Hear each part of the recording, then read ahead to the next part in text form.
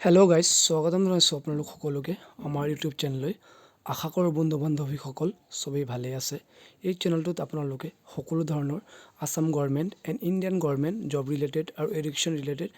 video' সকলোৰে আগতে পাই যাব যদিহে চেনেলটোলৈ আজি নতুন আহিছে চেনেলটো ছাবস্ক্ৰাইব কৰিব আৰু ভিডিঅ'টো ভাল পালে লাইক কৰিব আৰু লগৰ বন্ধু বান্ধৱীসকলৰ লগত শ্বেয়াৰ কৰিব তো আহক আজিৰ ভিডিঅ'টো ষ্টাৰ্ট কৰোঁ হয় বন্ধু বান্ধৱীসকল national bank for agriculture and rural development যাক আমি সংক্ষিপ্ত ৰূপত নাবাৰ্ড বুলি কওঁ অসমীয়াত যাক কোৱা হয় ৰাষ্ট্ৰীয় কৃষি উন্নতিকৰণ বেংক তো তাত কিছুমান পোষ্ট ওলাইছে তো কি পোষ্ট ওলাইছে কিমান পোষ্ট ওলাইছে গ্ৰেড পে কিমান হ'ব সিলেকশ্যন প্ৰচেছ কেনেকুৱা হ'ব গোটেইখিনি বিষয়ে আহক সবিশেষ আলোচনা কৰোঁ তো আপোনালোকে মোৰ স্ক্ৰীন চাব পাৰিছে চাওক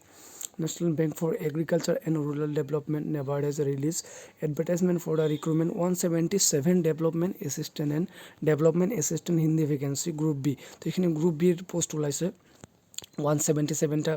পোস্ট আহিছে তো আহক তলত চাওক কি পোস্ট আহিছে তো ইয়াত চাব পাৰিছে আপোনালোকে ডেভেলপমেণ্ট এছিষ্টেণ্টৰ 173টা পোষ্ট আছে আনৰিজাৰ্ভৰ কাৰণে আছে 80টা এছ চিৰ কাৰণে 21টা এছ টিৰ কাৰণে 11টা অ' বি চিৰ কাৰণে 46টা ই ডাব্লিউ চিৰ কাৰণে 15টা আৰু ইয়াৰ এজ লিমিট কিমান বিচাৰিছে 21ৰ পৰা 35 বছৰ হ'ব লাগিব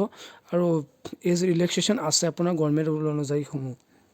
আৰু পে স্কেল কিমান হ'ব দৰমহা কিমান হ'ব 13,150 টকাৰ পৰা ষ্টাৰ্টিং হ'ব আপোনালোকৰ আৰু 34,990 টকালৈকে আপোনাৰ 20 বছৰৰ পিছত আপোনাৰ 34,990 টকা হ'ব এডুকেশ্যন কোৱালিফিকেশ্যন কিমান বিচাৰিছে চাওক বেচেলাৰ্ছ ডিগ্ৰী হ'ব লাগিব আপোনাৰ from A recognise university in any discipline with a minimum of 50% marks SC ST PWD x candidates in the aggregate তো আপোনাৰ বেচেলাৰ্ছ ডিগ্ৰী হ'ব লাগিব আপোনাৰ 50% মাৰ্কছ হ'ব লাগিব বাট আপোনাৰ যিটো CGPA থাকিব সেইটো নহয় আপোনালোকে CGPA-টো আপোনাৰ মাৰ্কশ্বিটৰ যিটো CGPA থাকিব আপোনাৰ ডিগ্ৰীৰ সেইটো আপোনালোকে পাৰ্চেণ্টেজলৈ কনভাৰ্ট কৰি চাব কিমান হয় যেতিয়া কনভাৰ্ট কৰিব তেতিয়া আপুনি গম পাই যাব আপোনাৰ মাৰ্কছটো কিমান আছে আৰু 50% মাৰ্কছ হ'লে আপুনি সেইকাৰণে এপ্লাই কৰিব পাৰিব তো 2 নম্বৰ পোষ্টটো চাব কি আছে 2 নম্বৰটো আছে ডেভেলপমেণ্ট এছিষ্টেণ্ট হিন্দী ইয়াত পোষ্ট কম আছে 4টা পোষ্ট আছে আনৰিজাৰ্ভৰ কাৰণে 3টা ST কাৰণে এটা এজ লিমিট প্ৰায় ছেম 21ৰ পৰা 35 বছৰ আৰু আপোনাৰ ইয়াত পে স্কেল মানে আপোনাৰ দৰমহাটো প্ৰায় ছেমেই আছে 13,000ৰ পৰা ষ্টাৰ্ট 34,000লৈকে এডুকেশ্যন কোৱালিফিকেশ্যন বেচেলাৰ্ছ ডিগ্ৰী লাগিব ইংলিছ হিন্দী মিডিয়াম হ'ব লাগিব বা আপুনি বেচেলাৰ্ছ ডিগ্ৰী হ'ব লাগিব ইংলিছ বা হিন্দীত আপোনাৰ মেজৰ থাকিব লাগিব বা স্নাতক থাকিব লাগিব আৰু 50% মাৰ্কছ থকাটো অতিকে ইম্পৰ্টেণ্ট এজ ৰিলেক্সেশ্যন কিমান আছে চাওক OBC আছে 3 বছৰ SC ST কাৰণে আছে 5 বছৰ তো এপ্লিকেশ্যন ফিজ কিমান বিচাৰিছে এপ্লিকেশ্যন ফিজ বিচাৰিছে আপোনাৰ SC ST PWD আৰু এক্স চাৰ্ভিচমেনৰ কাৰণে 50 টকা আৰু আদাৰৰ কাৰণে আছে 450 টকা আপোনাৰ এপ্লিকেশ্যন ফিজ আপোনালোকে দিব লাগিব তো কেনেকৈ এপ্লাই কৰিব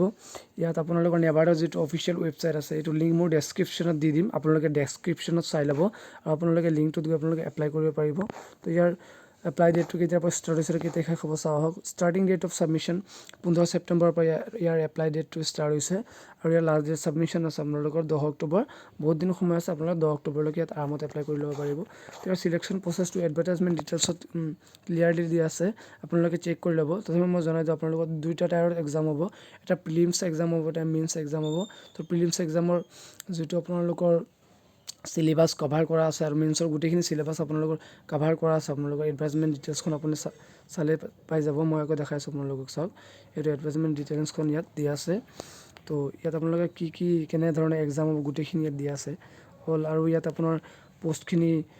ৰিজন ৱাইজ ভাগ কৰি দিয়া আছে ৰ'ব মই দেখাই আছোঁ কিমান হ'ব ইয়াৰ তো ইয়াৰ এডুকেশ্যন কোৱালিফিকেশ্যনৰ এৰিয়াত গৈ আছোঁ ৰখক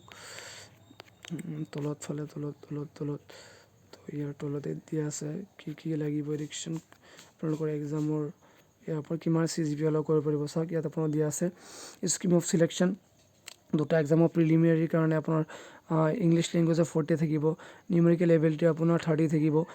ৰিজনিঙৰ আপোনাৰ 30 টোটেল 100 মাৰ্কৰ এক্সামত 60 মিনিট সময় লাগিব যদি আপোনালোকে প্ৰিলিমছ এক্সাম পাছ কৰে তেতিয়া আপোনালোকে মেইন এক্সাম হ'ব main exam total taste of reasoning আহিব 30টা মেথছ আহিব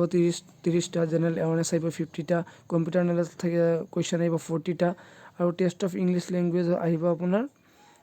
দিয়া আছে 50 মাৰ্কৰ টোটেল আপোনাৰ 200 মাৰ্কৰ এক্সাম হ'ব 90 মিনিটছ সময় হ'ব যদি আপোনালোকে এইখিনি এক্সাম পাছ কৰিব পাৰে তেতিয়াহ'লে আপোনালোকে চাকৰিটো নিশ্চয় পাই যাব তো 2টা পোষ্টৰ প্ৰচেকশ্যন যিটো আপোনালোকৰ আছে এইটো প্ৰায় ছেমেই আছে চিলেকশ্যন প্ৰচেছটো তো আপোনালোকক ভিডিঅ'টো কেনেকুৱা লাগিছে কমেণ্টত নিশ্চয় জনাব আৰু কমেণ্ট ছেকশ্যনটো বৰ্তমান বন্ধ কৰি দিয়া আছে কেইদিন পিছত খোল খাই যাব তো যদিহে ভিডিঅ'টো ভাল পাইছে লাইক কৰিব লগৰ বন্ধু বান্ধৱীসকলক শ্বেয়াৰ কৰিব ভিডিঅ'টো শেষলৈকে চোৱাৰ কাৰণে ধন্যবাদ আজিৰ ভিডিঅ'টো ইমানখিনিয়ে আছিল